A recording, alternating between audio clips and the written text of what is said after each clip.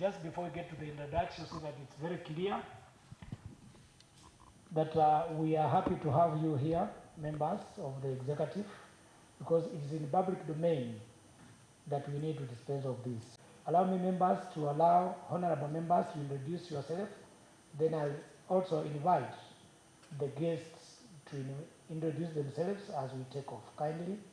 I just want to remind you, Bana CS, that we did extend the invitation letter to you, and in our invitation we intended to have the county secretary, GM for lands, that's Waziri wa Fedha, and other members of the board. I hope your presence here confirms that indeed you received the invitation letter. So we'll not get to the details of the letter because I know you will be answering questions as we move on. But just to highlight, for benefit of this gathering, is we learned as a Nakuru County that we lost or we missed on acquiring some amount of money from the World Bank that had been anticipated to be gotten. And so Nakuru County or city was set or missed out on to get 282,576,241. Naivasha was to get 255,797,448. So in essence, they got 194,363 with a deficit of 61 million. Gilgil, which was said to get 133,309,722, managed to get, or they are said to get 40,137,279 with a deficit of 93,172,444. So in total, this county, under our leadership and your leadership, we are set to lose 437,182,715. And for this reason, Mr. Chairman, with all due respect, before you proceed out in the figures that we've just read, maybe I don't know whether we can get an addendum to it, because Molo is also a municipality, and I was expecting that it had to be included in the appropriations of the monies. Reason completely, we will be expecting some answers where you are and your fate. Thank you, Chair. I'm humbled. So for this reason, the county secretary and the executive, we convene this meeting, and we want to understand why we miss on this. What are the status for this? And members, be prepared for any question, but I think at this point in time it will be fair that we understand from the executive whether they as well acknowledge these figures or these are fabricated figures, as to whether they also acknowledge that we are said to lose or what is it, so that we, as we get our response, we can as well ventilate and give on some more questions. Any executive members says anything either in response or in concurrence, let those members be allowed. Yes. Because it is a serious matter, and we do not want the gerrymanderings that the executive does. We do not want narratives. What we want is concrete. And when somebody is allowed, from here we can take the necessary action. Because that somebody is allowed. Let us not trust the executive. Chair, don't trust these people. Let them be allowed. Thank you very much, Chair. My feeling was the city board manager will also have been here, because I don't know why the city board manager is missing from this discussion. It's pertinent, because he might be quoted that he didn't present this or that. at some point when we discussed with the committee members, our intention was really to get the mother department to shed some light with us, some information. Then thereafter, we intended to have the city managers and city boards later in their own separate sittings so that we get some information. At some point, they will have had some conflicts, which again, as a chair, I really wanted to prosecute these matters differently or separately. Maybe, Chair, immediately we are done, then we engage them. Because what I know is that in their absence, and because they are junior officers, they will be forced to carry the burden. So the only fair and fair way, natural justice, is that after we are through with the bourgeoisies, then we tackle the proletariats. Members, that was my understanding as the chair and our members. Members have suggested that we do the meeting under oath.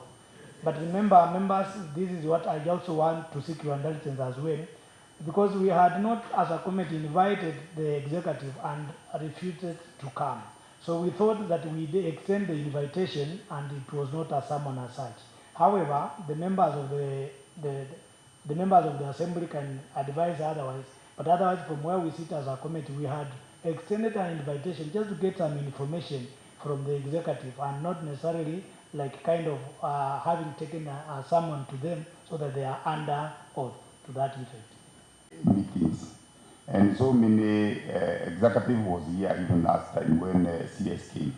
Chair, as a matter of procedure, and because this is a matter of both county importance and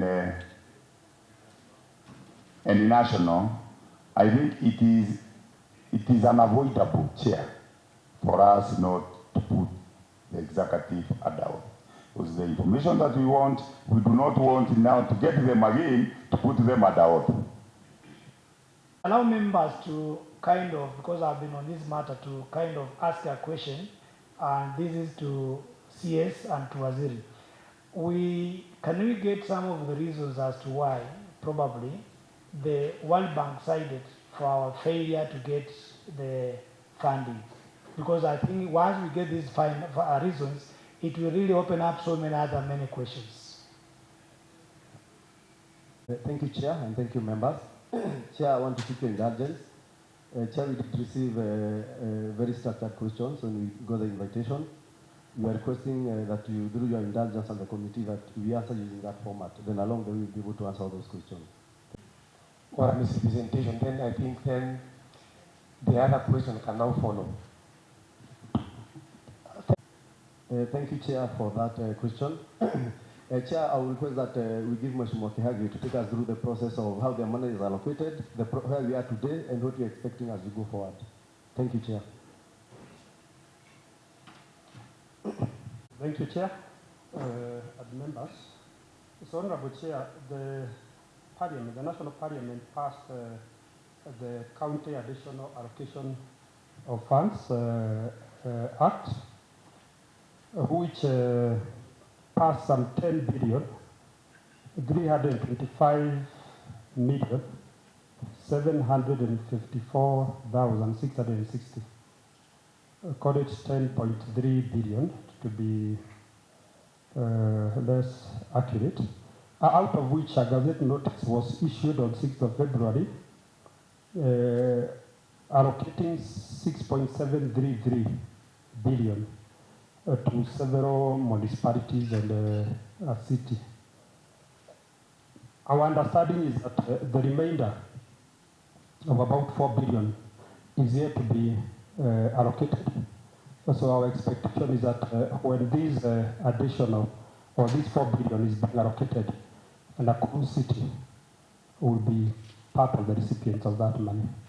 So in our expectation is that Nakuru has not lost. Mheshimiwa Fadhili, you have... Yes. I have a question. You have said that the total allocation was around 10 something that was to be shared among the several municipalities and cities. But the initial tranche that has been released around 6 point something.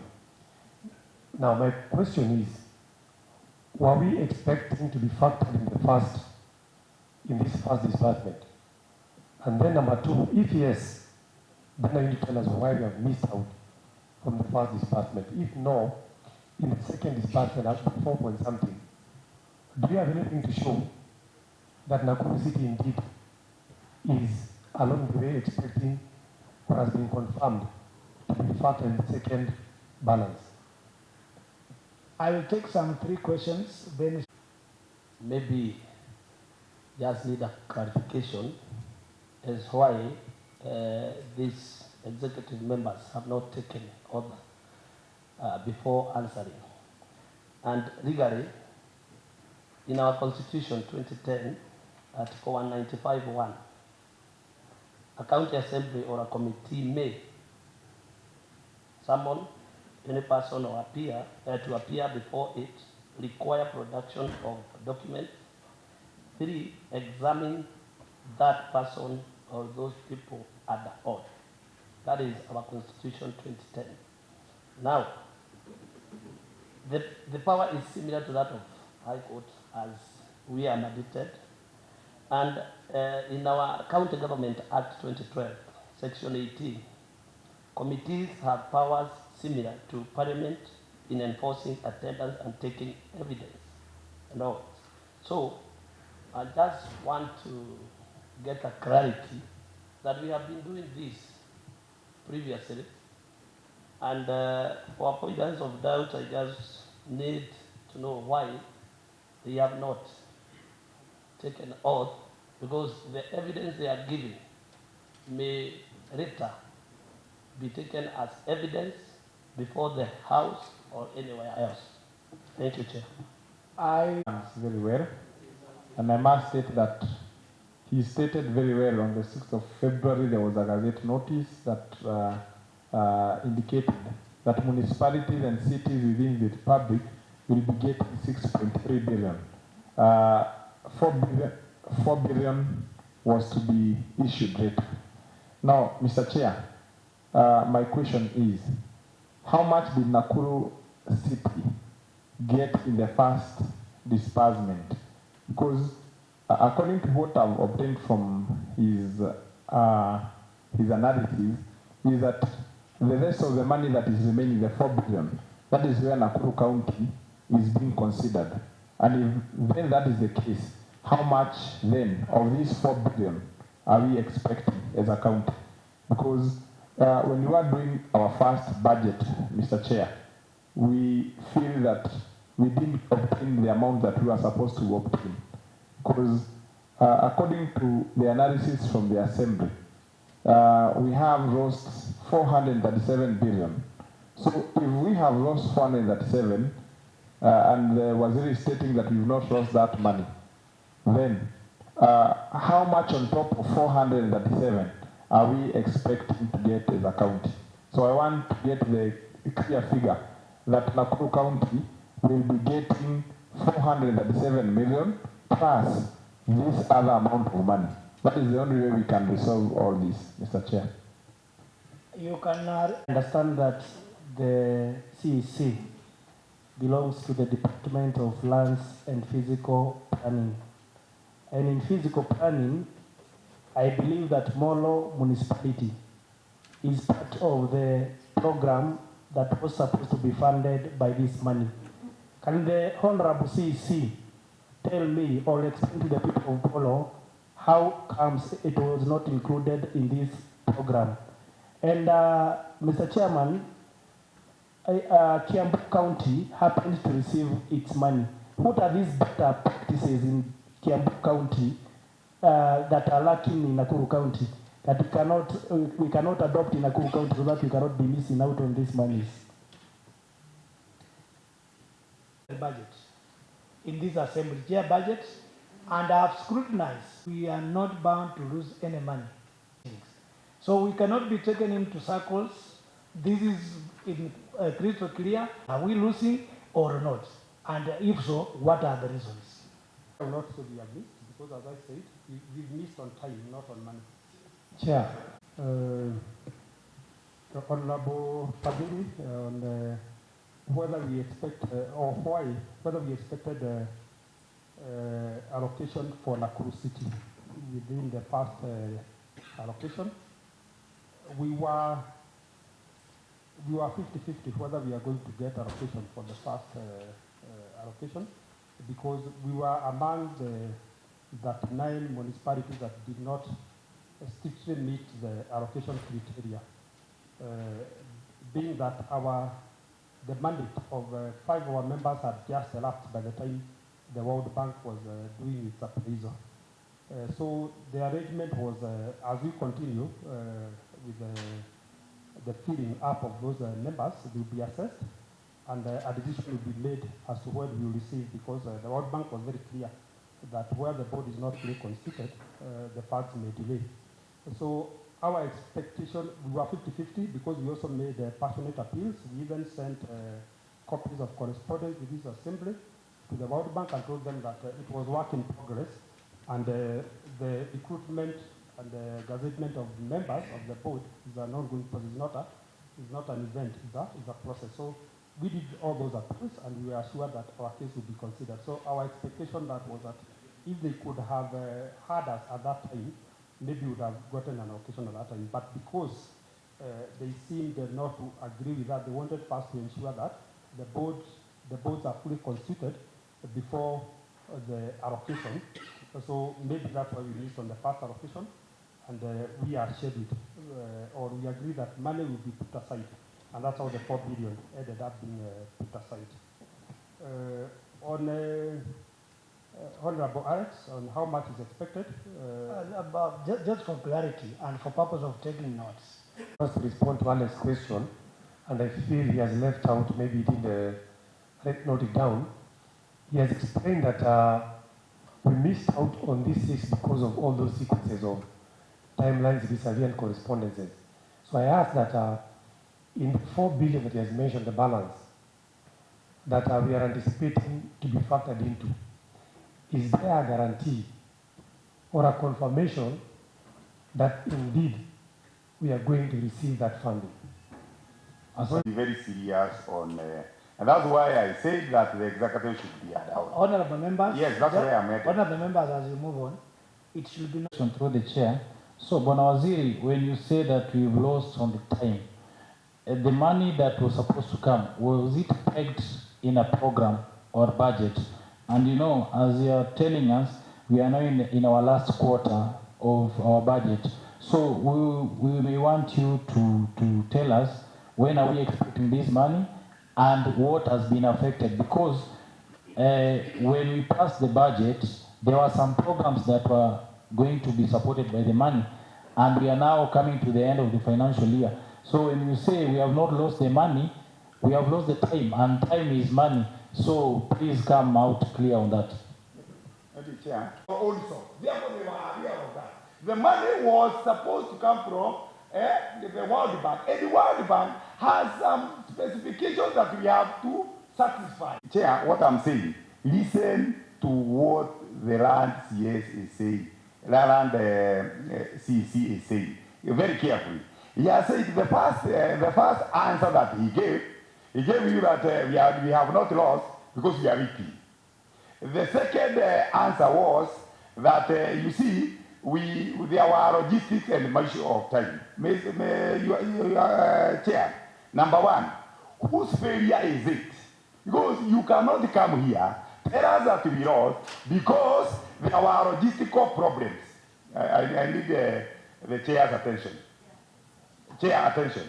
Number one, we ask from the first initial statement that we have lost because we were not we did not adhere to some procedures.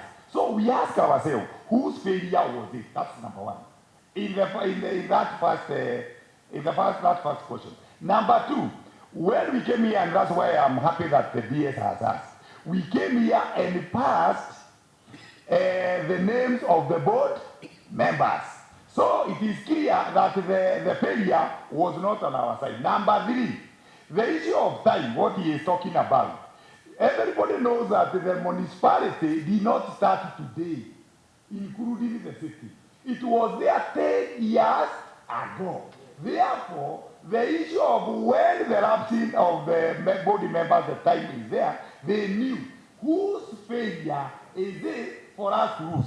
Then the other one, Chair, because I want us to deal with the first instance that he has asked. We need to pass a budget. And members, note here, when we are doing the budget comes from the executive. It is them that they had allocated the money. Chair, you know you are a member of the committee. That means they were sure and they did include the money, and I can see the Waziri here of Finance, and he is smiling when you have brought the money. So what happened is this, that the budget came from them. Therefore, they knew that we required the what? The money. And the money is not coming from, can we deal with the first? And then those adjacent questions that have come from the first instance. They are not serious. Members, I want Budget. They put the money there, 255 for the city, and the rest. And then they come as here. And you see, Waziri is very happy to get to the root cause. Honorable Waziri, you have said, I think we can pick it that indeed we have missed on amount of money. That's very clear. I want to understand from the Waziri Finance, which figure have we lost from where you sit?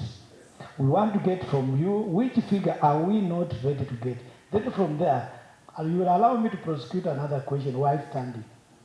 Waziri, I need to get your answer.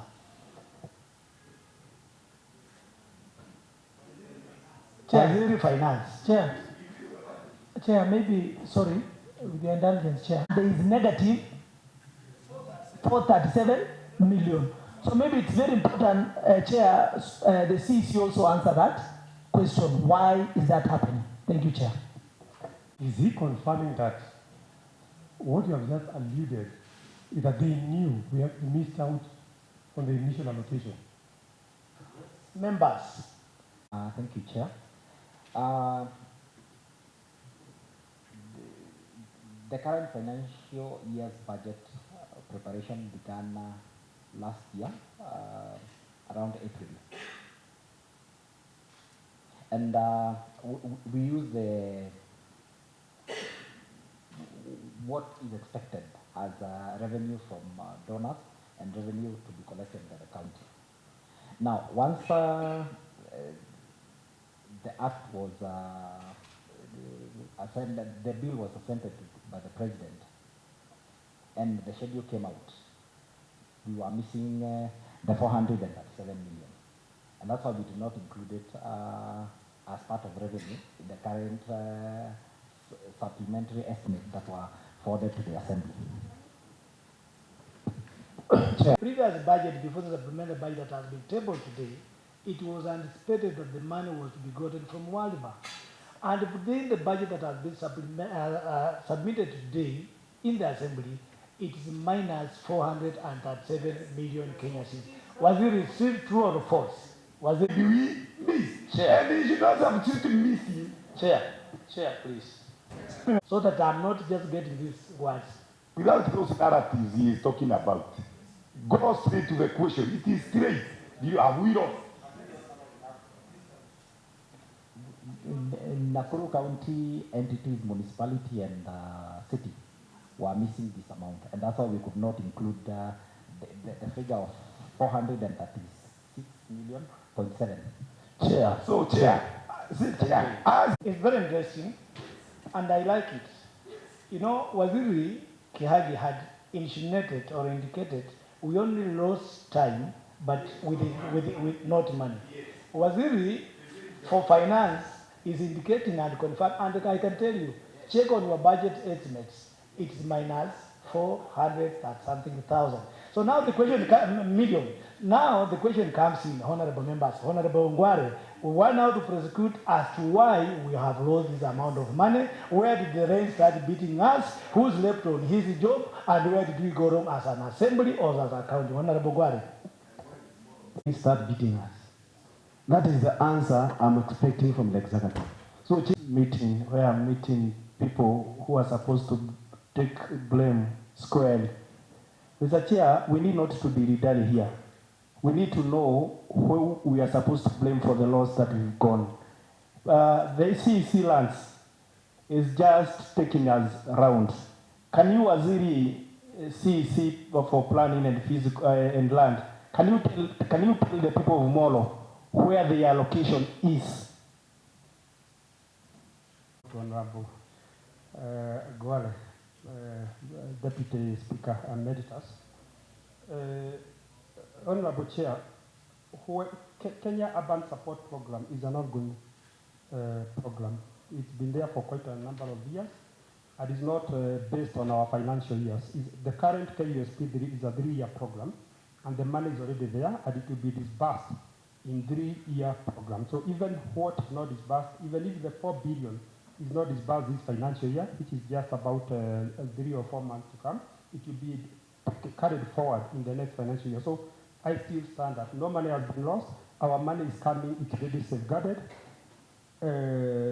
So it's not, that's why I still stand that we've lost time, not money. It will be disbursed in the next. The bill did not allocate any money. If you look at the bill that I have here, it did not allocate any money to any. It left that to the cabinet secretary to be allocating money on pro rata basis as municipalities and cities meet the minimum criteria for allocation. Now, Honorable Chair and Honorable Members, Mr. Chairman, before you leave to that, from that point, I want to answer your can question. you? Order, Honorable Ngware. Order, Ngware. Let him complete. I'm guiding now to your question. Now, when KUSP was being hatched, or KUSP 1, which lapsed, they were the participating municipalities and cities. And when KUSP 2 came, only those that had participated in KUSP 1 were allowed to participate. The only exception, and Honorable Chair, I see we are not in camera, I would have said something, but three municipalities were allowed, nationwide. 3 municipalities were allowed, and Her Excellency the Governor bargained for 1 nationally. So that's how Gil ended up participating. So Moro did not qualify, and Moro is not part of the participating municipalities. And it's not just Moro, there are quite a number that were not part of KUSP 1 because it's just this KUSP 2, a continuation of KUSP 1. So Moro was not there, and it's not being considered at all on that. The financier, the World Bank and IFAD, they are the one who gave that condition. It's their money. I think at the apex level where I don't sit, that's the president and the chair of the Council of Governors and the president of the World Bank. They made that decision. It was beyond us. As I moderate, kindly, just a minute, as I moderate the meeting, because we all have to speak, we all have to conclude this matter. In order of seniority, DAs as are concerned, then Honorable Alex, kindly, in that order. Honorable Karanja, I still get back to you. Kindly, let's be orderly.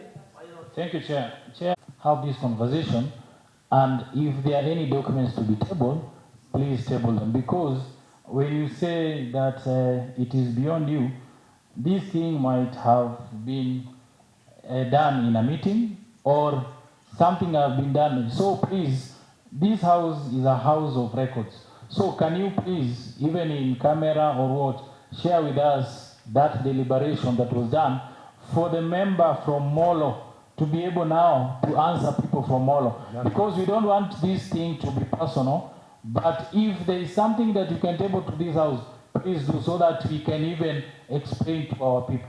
Chair, thank you very much, Chair. Whereas I remember very well, as the current budget chair, we set aside some money for the Karai fish market, 40 million. And we asked that for Moro to receive some funding, we must establish that municipality. And we had to get the money from Karai fish market, if I remember very well. And we allocated that money to Moro for Moro to get such funding. Because that was the reasoning then. So what changed between the distance and the lines? How do you want to get it? I want to help here.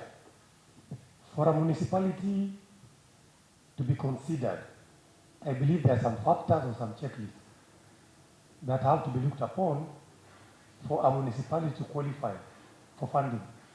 So maybe that is what, as an addendum to Mheshimiwa Giri's question, if there were those checklists and considerations that were applied that got Gilgil to be considered, and Molo to be left out, we wanted to go on record so that if tomorrow Mheshimiwa goes back to his people, and also the executive have programs in Mono, and you get confronted by the people, you can comfortably tell them Mono was left out because of it's a rural setup.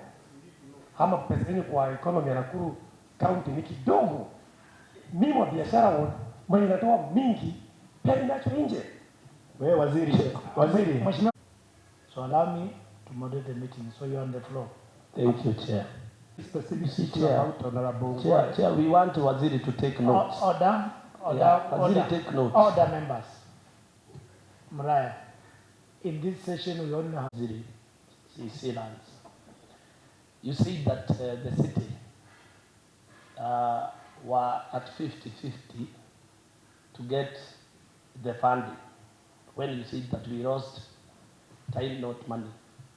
Now, from where I sit, I just want a clarity from you whether Gilgil municipality had a functional board, Naivasha municipality had a functional board, and Moro municipality had a functional board.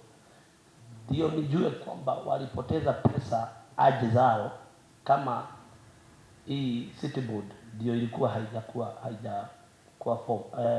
haijakuwa formed. So hii ndio nilikuwa ninataka that clarity ya kwamba all other municipalities having their board in full, and why Nakuru City made them to lose this money. True, Mr. Chair. In Menengai, we have lost 100 million for Tamaking of Mohoro. Now my question is, you said we have not lost. Can you give us the timelines of when we are going to get this money? Mr. Chair, and that is why we needed these people to get a note.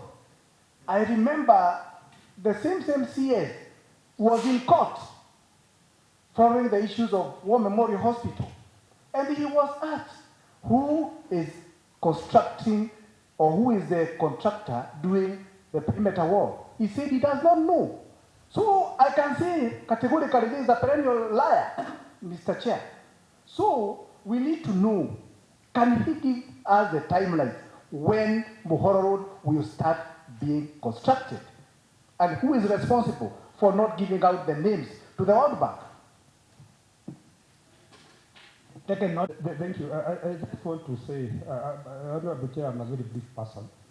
Just briefly, Moro was not in the equity. Any municipality that did not participate in KUSP1 or any town that was not a municipality by the time KUSP1 was starting did not qualify to participate in KUSP2. And Moro happened to be one of those. It was a new municipality. By the time KUSP1 was being initiated, Moro was not a municipality. So it did not enter the records of World Bank as a participating urban entity. So it was not in the equity. It's not just Moro, it's all those municipalities nationwide that were not municipalities as at the time KUSP was being initiated. Now, that decision is made in Washington or wherever the loans are being discussed. Even before the World Bank and other donors are discussing these funds, that decision was made. Now, I think the mix-up here came because I do not want to say that, but I have to say it because now it's being, the biting is hard. Her Excellency, the Governor of Nakuru County, happens to sit in the urban committee. And she was able to negotiate together with a few other members of the committee. And Chair, you know how parliamentary systems work, for all those committees work. So she was able to plead and say, you can't give me even one. And that's how Gilgil got in. So I think the issue of Moro, to me, it was not there, ab initio. It could not have participated. Only that Gilgil got lucky through her Excellency's presence in that meeting. But the cut line was that any municipality that came to be or was chartered after the KUSP1 had begun was not to participate and did not participate in KUSP2. So there was no criteria, as maybe Honorable Fadhili was saying, or even the deputy speaker. There was no criteria other than that it was not a municipality at the time KUSP1 was being initiated. It was not a discrimination. It was just as straightforward as that. Now, Honorable Muraya, my MCA. I don't know You've not exhausted, Chair. He has not exhausted on Molo. Honorable Gora is my friend, so I know we can engage further for clarity. It's not about friendship, my friends. Yes, that's why I was putting it off for you. Now, Honorable Chair, the Honorable Member for Viwandani, Naivasha, asked about the boards in Moro, Naivasha, and Gilgil, yes. The issue is not functional because even Nakuru had a functional board. Out of 11 members, 6 were already there, 5 had their tenure had lapsed. So all the boards were functional because 6 members out of 11 is a functional board. So the reason why our money may have reduced is because it was an anticipation. It was an anticipation. Remember the CC Finance said, even by the time we were passing our budget in June last year, the county additional allocation bill had not passed in the assembly. And you remember, Chair, that it was almost getting lost. And the members of the National Assembly were biting and saying they cannot pass. They cannot pass this budget, so that's how we got late in disbursement of KUSP. But the bill was consented on the 12th of November last year by both the National Assembly and the Senate. And it came with new formulas, it came with new methods of allocation. So once this was made, now the adjustment had to be made. But we also agree, within the minimum condition, which was a scoring system, new municipalities were getting a harder deal. Because, for instance, Gilgil lost a lot of money because it did not have something we call integrated strategic urban development plan, which now it would have been scored. There were a lot of issues of scoring as per the expectation of the World Bank. So that's why you find some of those issues are scoring. One may ask whose responsibility it is to prepare a strategic urban development plan. Chair, we all admit that we have a budgetary constraints, and right now we've been allocated money under the UIG, and at the UIG we are already preparing an integrated strategic urban development plan for Gilgil. So we expect that in the 60% that is yet to be disbursed under this condition, Gilgil will score slightly higher, and it will get a more substantial amount.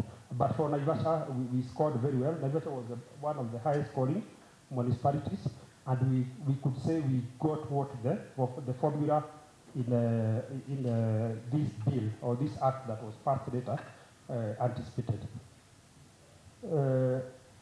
Thank you, members. I want to state that when the auditors came, because we normally have the World Bank audit, so they can verify. There's something called disbursement linked indicators, and the result is mandatory. So when they came in, the term of the boards had just expired. And kindly just on that, I'm very interested to know when did they come in, because that time we will also and where we sit. I'm particularly concerned when did this World Bank, when did they come in, and if you can just highlight some of the indicators or criteria that they were looking at that also disadvantaged us. It's very key. But it was during the time when we were working on having the boards in place for the city. Because I remember when they came in, we were able to table that the process is going on, and they said they will go with the documents because the committee had already nominated. So the board was really CS. Fact, because we are not debating. Sawa, you are proper. When did the other board expire? That those are documents you can table because the processes that I'm involved in are many, and I can't remember all the processes of it, but I can remember the events, and I was trying to explain the events here. Because I remember during that time, we were able to table to the auditors the process that we have started, but I remember we not concluded the process. And the auditor said the moment you conclude the process, because the process concludes when we have a gazette notice, we forward to them. But then when they went to Nairobi, they said on the date of the audit, we didn't have the gazette notice, but we were able to table the process. So I can say that it happened that when the auditor was coming, is when we are doing the process of having the body in place. As to the second question about Mohoro Road, as we speak today, from last week and this week, we are still undergoing the same audit, so that they confirm our eligibility for the remaining 4 billion. And we are hoping that through this process, we have been able to table all the documents that they have requested for. We are working, and that's why even the city manager and the safe would requested for some time to be able to work on that. I want to say that it would have been very reckless for us, because we are undergoing audit, to retain the 400 million in the budget, because absorption would have been low. But in the next budget, the moment you are done with audit and you are sure of what you are getting, you should be able to work on that. Thank you, Chair. CEO housing. One of them sits in the city board of Nakuru. So they must be aware when that lapse was. Yes, hapo sasa ndio mimi nitasimama niulize. Sababu members may not be aware, but I'm aware. The audit was done somewhere within June, July, May, June, July, within last year. My point of question, which I want you to be very clear, when did this tenure of the previous board members expire? Can we be vanished with that? Then from there, I really point up another question. Can it be very clear as to when we were struggling to put the board members in the board? When had the last 10 board members expired? Chair. You can consult within 2 or 3 minutes, get an answer, give us the answer. If you don't have an answer, I'll give you the answer. Chair. Chair would have to verify that information. Members. If you have lived with people for 3 years, you know your character. I told you right from the word go. And that's why I told you that these people must be adult. Number one, Chair, you know, the failure of the department, and Chair, I want you to listen to this. The failure of the department, they are now shifting it to the governor. Chair, 1 minute. Chair, 1 minute. Chair, just a direction. To proceed until you come here, we take oath, then we move on. Chair. We can't be taken in circles. I cannot be told that you are not even aware of. Go on for now until further notice. So hold your horses. Hold your horses. These people will not tell you the truth. The only thing is to chase them away and we do what we are supposed to do. They will not tell you the truth. I know them. Hold your horses. Please, we are in a meeting and we have to present.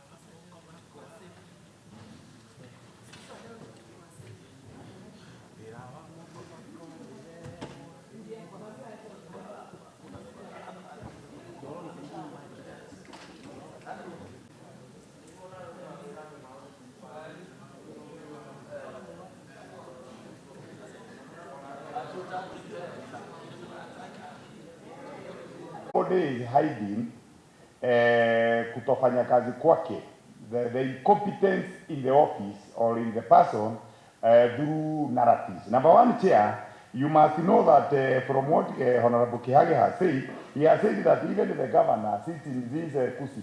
Amesema hivyo ama hakusema? Alafu akatuambia ya kwamba governor huwa anakaa hapo. Chair, I want you now to listen. The six members mwe hapa, there was 6.7 disbursement ambazo zilikuwa zipewe 35 counties na 62 municipalities. Get that one. 35 counties na 62 municipalities. Now listen. Where alafu Kihika atatuambia whether those governors sit in that committee. Number one, Turkana received 667 million members for 2 municipalities only. Number two, Uasin Gishu, for the year safety, they received 465 million for 150. Tell you whether the governor sits in that committee. Kajiado received 418. Kisumu, for the year safety, received 411. Machakos received 374. Kiambu received 1.6 billion for 10 municipalities. Now, Chair, that's why I want us to go to the criteria, because somebody must take responsibility why we lost money without hiding where telling us the governor is there. If the governor sits in that committee, why is it that the gig that Kihika is talking about, we budgeted for 133 million members? And the governor, we are told, sits in that board and we not only received 40 million. Number two, we are told that the governor sits there in that committee and Nakuru State received 0 members. Listen.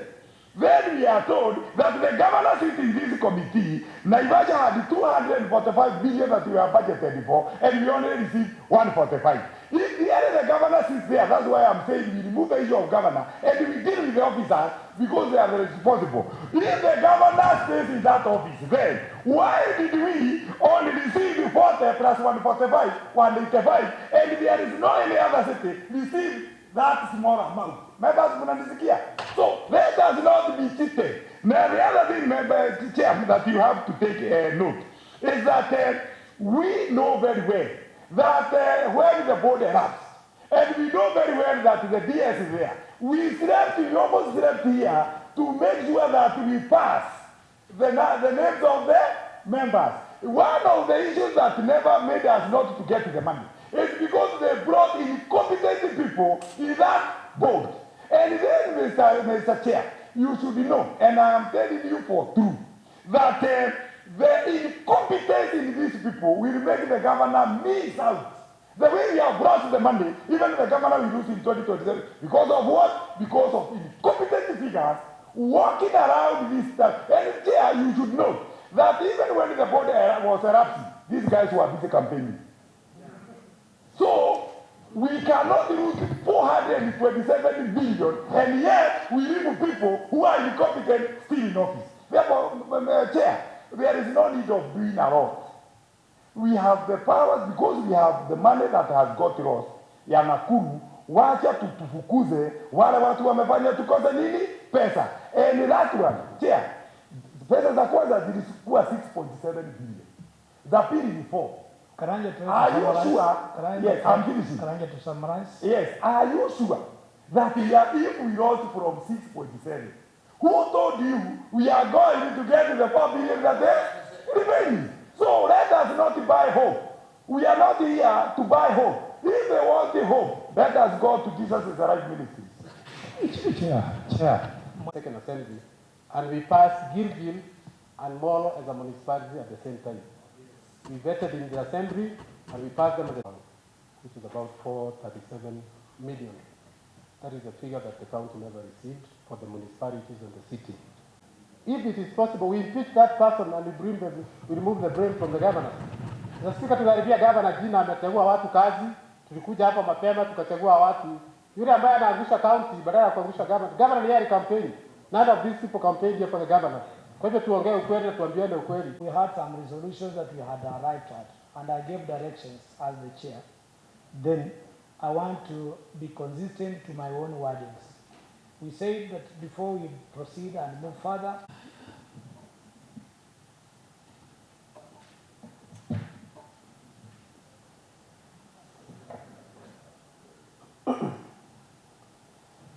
I, Samuel Mongi Maura, do hereby swear to testify on all matters in question and tell the committee the truth, the whole truth, and nothing but the truth.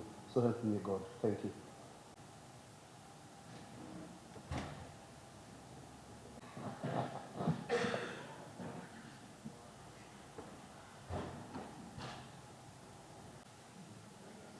I, John Karanja Kihika, do hereby swear to testify on all matters in question and tell this committee the truth, the whole truth, and nothing but the truth.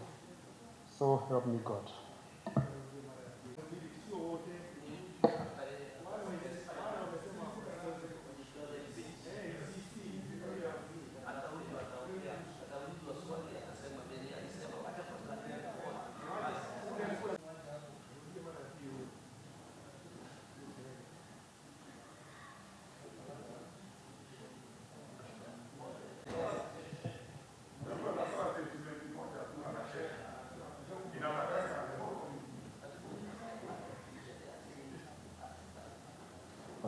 Do hereby solemnly affirm to testify on all matters in question and tell this committee the truth, the whole truth, and nothing but the truth. So help me God. So I think what the CS has done is hata watu hawakuona. It must, if you are not holding the Bible, the heart must be above the head. That's the procedure. But what is also important is in terms of the wordings and The wordings, the pronouncement. No, Chair. That was the question before we went for a break, Chair. Can it be answered? When did that board erupt? Just that. Chair, thank you. I think the process of forming a board is a process that starts from the community because you must get nomination from the community.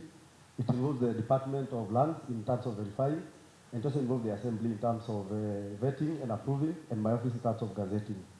So it's a process that involves all the parties in government.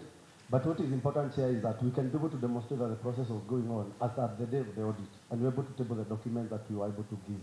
However, to expand further to Mheshimiwa Kamau's question, there are two issues here. There's a mandatory requirement, which we are talking about, but there's also other disbursement indicators which now are scoring. And that's why Mheshimiwa Kiage explained, for example, Gilgil lacked one document, and that's why the amount reduced. And the fact is, the way Mheshimiwa Kiage has explained, without the budget, they could not have done that document. So that's why now they had to wait until they get the budget for them to be able to do that document. So it's all of us, Chair, or the entire government is involved in this process. Thank you. Thank you for that opportunity. And why we are being taken allowed circles here is when Honorable Karanja Mariam stands and says that the way to take oath of office, it should be done faithfully if you don't lift up the Bible. That is why we are now being taken allowed circles, because if you cannot repeat that process of taking oath, these people will not take us serious. We want to be serious because if they have gone out there to consult when board elected, then it should have been automatic. Before CS says anything, he could have remembered the question. And that is why he is saying, I cannot remember. Then he has just said, in the process, it is a process of many bodies, including this Honorable House. We waited for those names for vetting and approval. But where there, back there, went home. Honorable. Gilgil will miss out from 93 million as grants. But however, Mr. Speaker, I want to quote what President Ruto said one day while referring to his cabinet. That, Mr. Chairman, if you have no information about your department, you have dismissed yourself.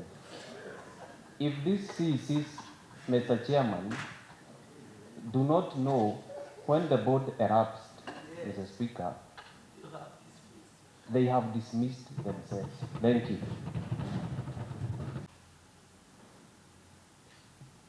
Okay, Chair. First of all, the board did not expire. It is a panel of 5 members. Chair, I'm just going before the Waziri responds, I can see a stranger and we face in this house, Chair. Yes. Can you direct us, please? Who is he? Sergeant Adam? Who is that? Labda amepotea. We are not secure at all. If you are a visitor can just enter this house anyhow, Chair. Noted. Sergeant Adams, please kindly take note of that and act accordingly. Now, Ziri was on floor responding. Thank you, Chair. I was just clarifying, first of all, before I answer the substantive one, that the body not expire. The tenure of 5 out of the 11 members lapsed, allowed April last year, and the process to fill those positions began immediately. For purpose of records, Waziri, sorry. Yes. April last year, that's 2025. 2025. The process began almost immediately, and sometime in June, Chair, I cannot sit down here to reason to rise. Let me then give them when the tenure of those meaning.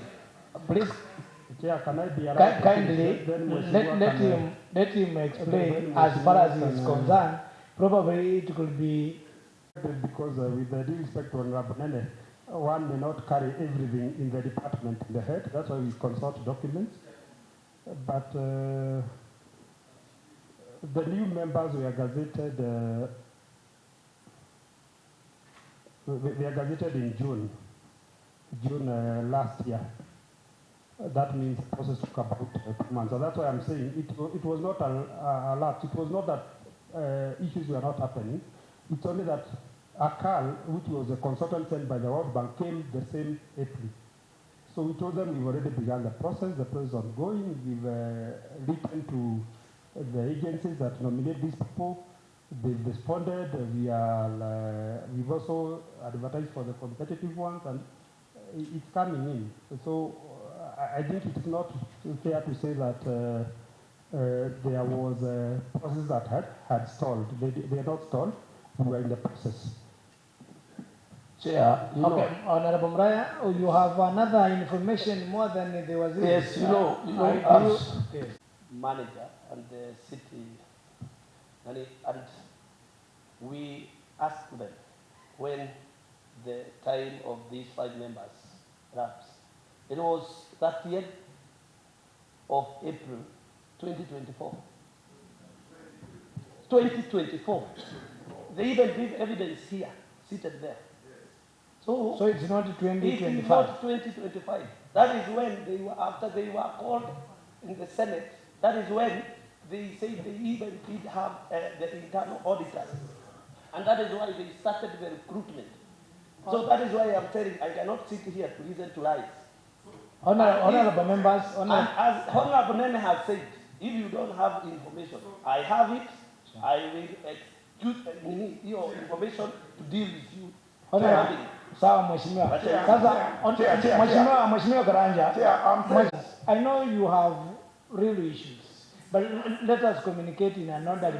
Please kindly Karanja, kindly with your due respect. And you know I prayed for you to have a second term. You remember very well I blessed you. So never trigger me to curse you. Let me still uphold my blessings to you, okay? Mheshimiwa DS. Thank you so much, Chair. Just according to our files, the correspondence that we had between your office and the assembly, the first letter that you wrote to this assembly, it was on 20th March 2025. And I want to understand the letter that you purport that the expiring date was April 2025. Does it mean that the correspondence that you did to this assembly, it was before the expiring of their tenure? Because where we sit, the expiring date was 30th April 2024, and the first correspondence that we have is 20th March of 2025. So when you say that qualifies you that the correspondence started before even the tenure expired. So please explain on that. Mheshimiwa lie, I don't know. Noted, Mheshimiwa Kihika, can you respond to Chair, we have those correspondences. And that's why I say, if you tell a lie, other or not, then the committee has no obligation but to kick you out and do the necessary. Now, because we have the correspondences here, and the correspondences must be tabled. Mr. Karanja, Yes. just a point of interjection. Yes. You sat in a meeting on 28th, and of course there is that letter, a forwarding letter from the county secretary to your department to forward the name. So there are those correspondences that are also with us. So kindly, can you just give an in the parliament? It's called the Clarify, but I think you've clarified it. DS rudia hujaeleweka vizuri. Okay, for the purpose of this, I want to say the first correspondence that you did was 20th March 2025, and that was about forwarding the names. But you're on record saying that the expiring date for the 5 members out of the 11 members was 30th April 2025. But according to us, and one member has alluded, is that the expiring was 2024. So April 30th, 2024. So we want to understand, according to you, you forwarded the names before the expiring date, or what is the procedure? Maybe some point of information so that the discussion has more information. I want to declare there was an extension by 1 year of those 5 members to April 2025. Thank you. Now, Chair, I have said this conversation has to have something tabled. If there was that extension, please just table to us so that we can be guided. Where we sit, we don't have that information. So please furnish us with that information. Chair, the county secretary has pointed out that there was an extension of the period of time, the tenure, for those members in the office. Chair. That's what he has said. So we are saying, can he provide that extension of tenure? Because again, it must have had at some point the limelight of the assembly. So he's saying he will respond to that. Chair. Honorable.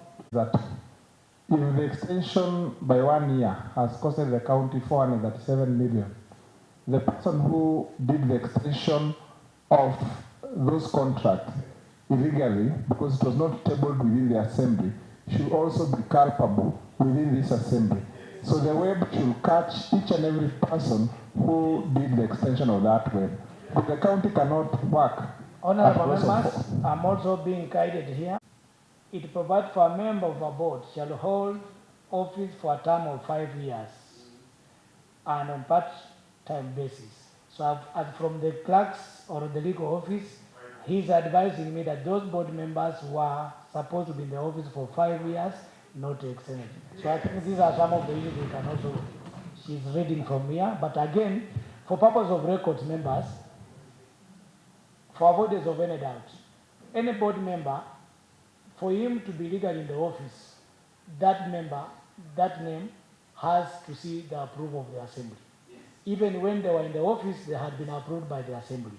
So if there was an extension, please can we get it and subsequently also get the approval of the assembly for the extension of 1 year. So, Chair. We are just going around circles. The same information was given here, and we were given 5 minutes for that extension letter to be provided to this house. Until then, it's now an year. We've not seen that there from Madam Joyce. You are given under which committee that is it? It was Mulikuwa na kamati gani ile mlipewa information ya extension? Ilikuwa under committee on labor, whatever. Tulikuwa na the chair was na jaila. Yes. Mliahidiwa mtapewa? Yes. Mlipewa? Hatujawahi ona huyo Joyce na hapa. Chair. We are wasting time because of course the executive here is taking us in circles. Whether that letter is provided today, because maybe it is within the shelves of the executive, but even if it is brought here now, the fact is the procedure was not followed.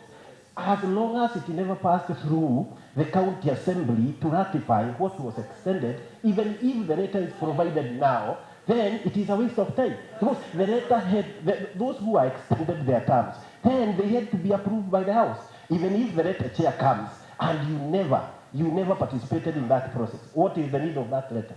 That is my question, Chair. An additional seat in that chair.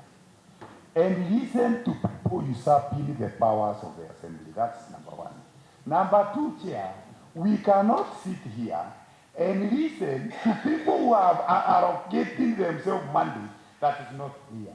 Number three, Chair, it's because this is a house of rules and procedure. They have already admitted, on top of other allegations, that they are going against the PFM Act by extending the same way Muraya has talked about the secretary to the board, who is still seated illegally. Therefore, Chair, I think that the only thing that we can do, we cannot sit here and listen to people who have arrogated themselves due to that is not there, and they have automatically smarted the Constitution. The opportunity to be heard, we will be able to table the documents that you have requested for, so that you also be able to give the evidence. Thank you so much, members, for listening to us, and we'll continue working together. Thank you. With respect, I think there are some keynotes that we have noted from the onset of this discussion. I feel that we should be coming to a conclusion in terms of way forward. I want to summarize in terms of point forms, in terms of the point keynotes, and I'll be reminded, I've not jotted them down, but I'll be reminded. Number one, I think it is crystal clear that indeed this county is going to miss on the allocation of 437 million Kenyan shillings. The first disbursement. 436 million Kenyan shillings we are bound to miss. There are no ways on how we are going to get it before this financial year. Now, point number two, I think it is very clear that again, the term of the other board members, the tenure for those board members expired.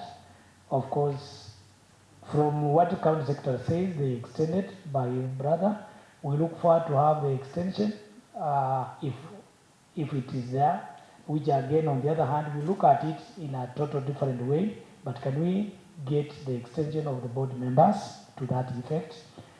Number three, in terms of other resolutions, members, I think as a committee, as the members of this assembly, we have the prerogative of now having the way forward, because indeed, in terms of who has contributed to the laws or anything, I think that we discuss in our own deliberation, because again, it's not a must that we have to discuss when the officers are here.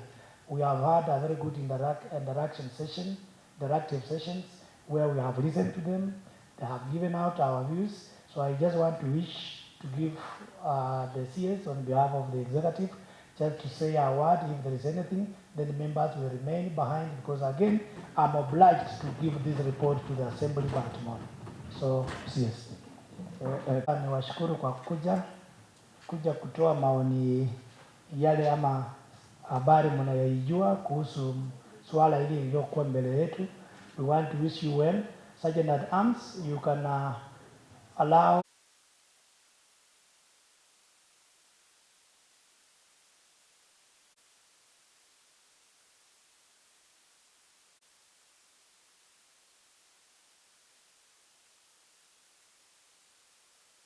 look forward for further interaction. Simutembee salama. I think also, Chair, you release the members of fourth district.